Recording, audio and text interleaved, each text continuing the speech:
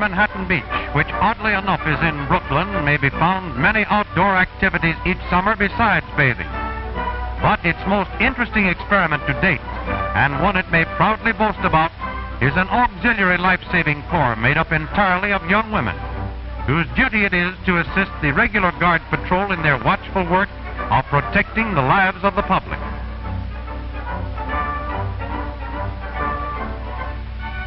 To the office of Recreation Manager, Mr. Clare B., come hundreds of young applicants, all anxious to join the seaside service. After a careful check as to general health and athletic ability, those selected for a tryout are taken to the medical station and given a thorough physical examination by the beach doctor. For the preliminary tests as well as the training later will be extremely strenuous. And now those who have passed the medical examination are lined up on the beach and inspected soldier-like by Chief Lifeguard Lou Phipps and Captain Madeline Carson, head of the girls' unit. In the first preliminary test, each applicant must swim from the shore to the lifeguard boat, a distance of about 150 yards against wave and tide. She is timed and marked for speed and style by examiners from the Guard Patrol and Life-Saving Corps. To show she is not exhausted and to prove her endurance, without stopping for any rest, she must make a surface dive to the bottom, a depth here of about 20 feet. For evidence, she brings up a handful of sand. Among other tests, rowing, of course, is important. Though the lifeguard boat is heavy, it is necessary to demonstrate they can master it upon all occasions.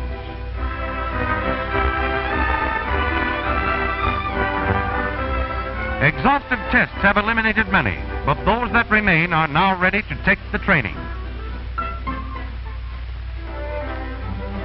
Instructions begin with the proper method of breaking various holds, such as the front strangle, for a drowning person will grab anywhere and hold on for dear life. Another dangerous hold is the double wrist lock, which must be broken in a firm manner, for otherwise the rescuer would go down with the victim.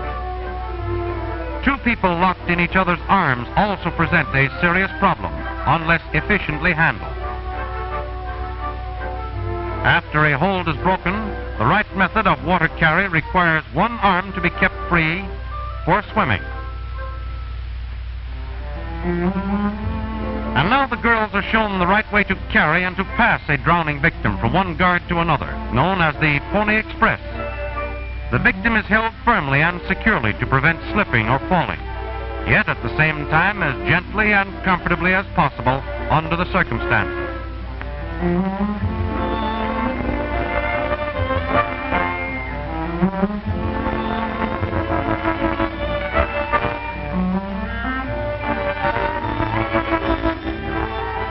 Artificial respiration is an important factor in life-saving. Here, the use of an inhalator in connection with the prone pressure method is demonstrated.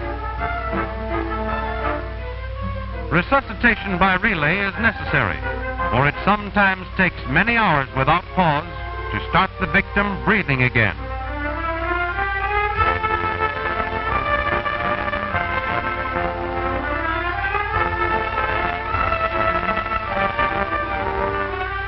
The girls now carefully watch how a victim is placed upon a stretcher, always held so that the entire body remains in a horizontal position.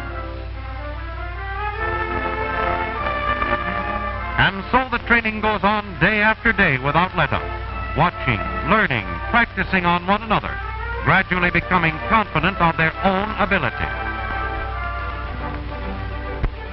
Lined up in company formation, the girls are ready for their daily drill. 4 are selected to man the lifeboat, a job they seem to relish, judging by the speed they make for the water. And necessary it is, too, for the element of time is always important to a lifeguard.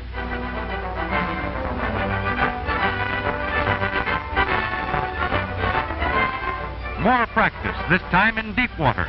She throws out the anchor to hold the boat in position, dives overboard, and rapidly swims toward a make-believe victim, holding her head high so as not to lose sight of the subject. By an underwater approach, she turns the victim round by the knees, holds her by chin and chest with one arm, swims back to the boat with the other.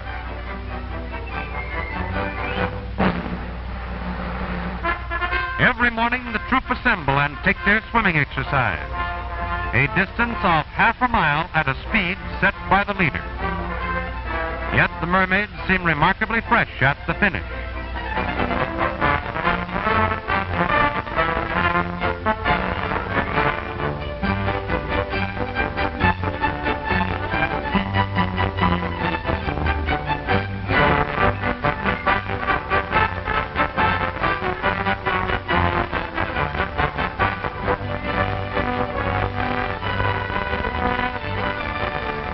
To make sure no one has fallen by the seaside, Captain Carson calls the roll of her company, a company any commander would be happy to inspect.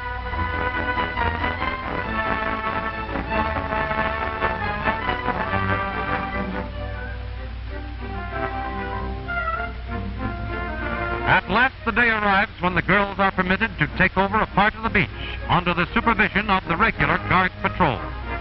Eagerly, they rush forward to reinforce the lifeguards on duty. The many hours spent in training and drill now take on definite meaning.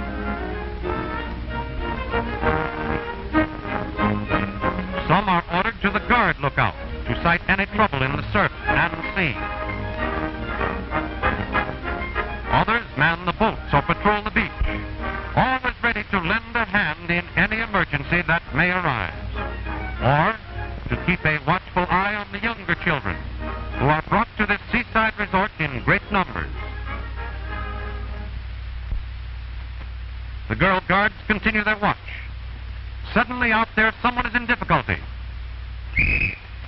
Without a moment's hesitation, she's off the stand, off to her first call, off to a child floundering far out. The lifeguard boat has heard the whistle, and the girls put everything they've got in the oars. Toward the panic-stricken child there flashes through the water a white figure, swift in action, calm in mind, a godsend to a tired little body. Swiftly, too, the lifeboat cuts through the water, and as it appears upon the scene, the child is being securely held and safely brought forward on the strong, capable arm of one who is doing her part to perfection.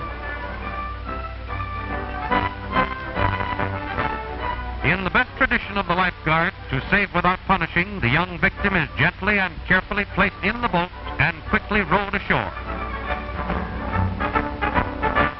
Here, other members of the Corps run out to the water and help bring in the heavy boat from out of the strong surf, but all without confusion, for each girl has been trained to do her task, and each does it calmly and well. Back from her first victory, our girl guard returns with a young life in her arms. Safely, she places the child on the shore.